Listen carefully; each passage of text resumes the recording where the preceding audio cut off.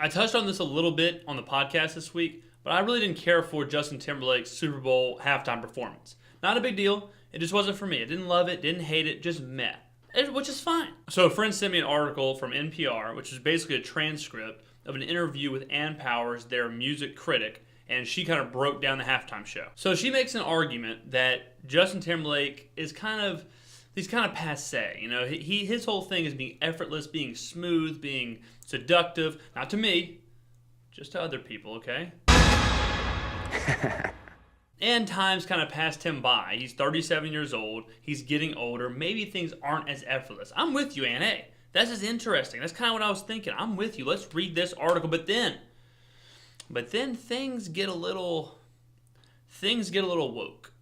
And frankly, Timberlake now embodies that phrase so often spoken today, white male privilege.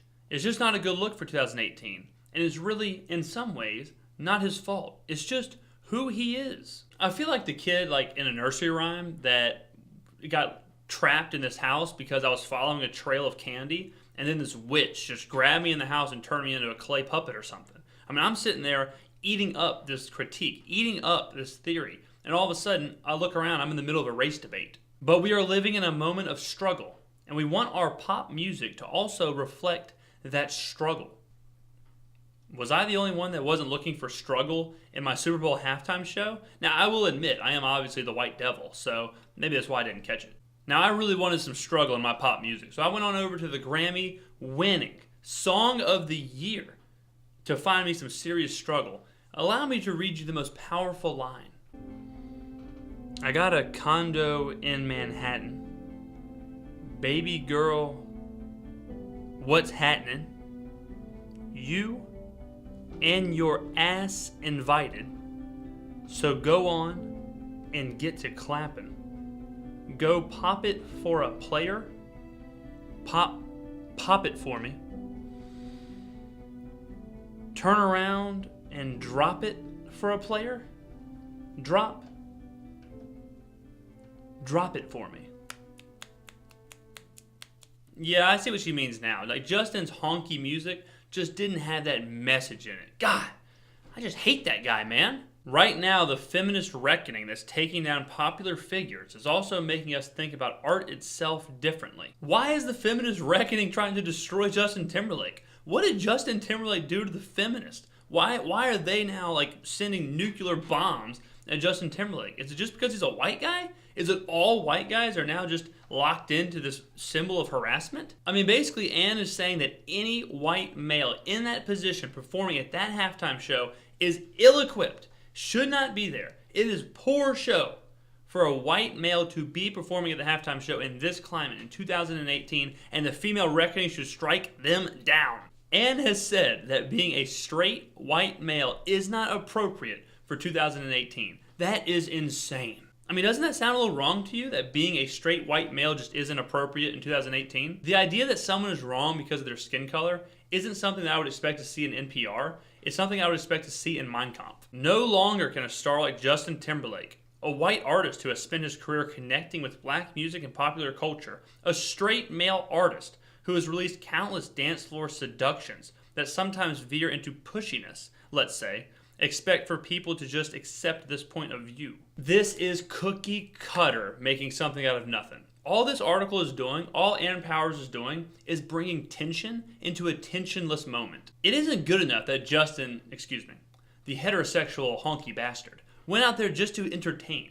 He had to have a politically charged message attached to his performance, or it just wasn't good enough. Now, call me crazy, but I don't think art, music, or really anything should be judged strictly on the performer's gender or color or their political message. I mean, frankly, I'm sick of all this white privilege stuff. I'm a white male. I'm a straight white male. I live in Mississippi.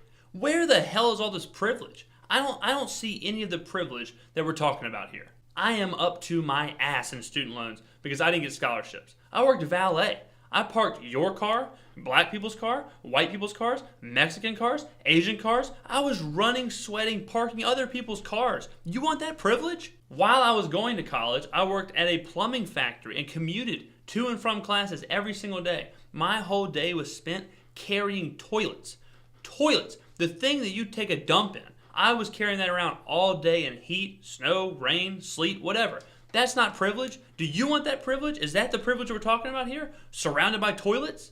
I get paid once a month. Once a month. And in January's, it takes about 45 days to get paid. Where's that privilege? I'm not seeing too much privilege there. Do you want to see what I ate for dinner most of last month? It's really fancy. It's really privileged. Here, let me show you. Oh, hi. Welcome to the White Privilege Kitchen. I'm your host, James Command. I'll be showing you one of my favorite white privilege dishes of all time. This dish alone. Yes, it's fancy. Yes, it's succulent. Yes, it's specific. But this dish alone, I probably ate 15 times last month. Unbelievable dinners. Very scrumptious. Enjoy. Now for this dinner, we're going to be focusing on the delicious Pop Secret extra butter popcorn. Extra butter because, you know, privilege. Step number one, you're going to want to take out the bag of popcorn. Oh, it's our last bag in the box. I guess we're on a diet this month. The next step here, you're going to want to unwrap the bag of popcorn, take the plastic off. You do not want to ingest the plastic sheath. Now after that, you're going to want to open the actual microwave, just kind of huck it in there. It's a stupid bag of popcorn, so who cares? As for the time, you could hit the popcorn button, but I choose to go with the 2 minutes option. Now lastly, what's any good meal without a delicious cocktail? I love a cocktail on my weekdays, and here's one just for you. Now this drink right here is 1 part tap water and no parts anything else. You just put it in a shaker here and just kind of give it a nice little shake. Just really get that tap water moving. Yep. And once you've shaken it enough, just go ahead and take the top off and pour directly into your glass. It's that easy. Just remove the bag carefully. God.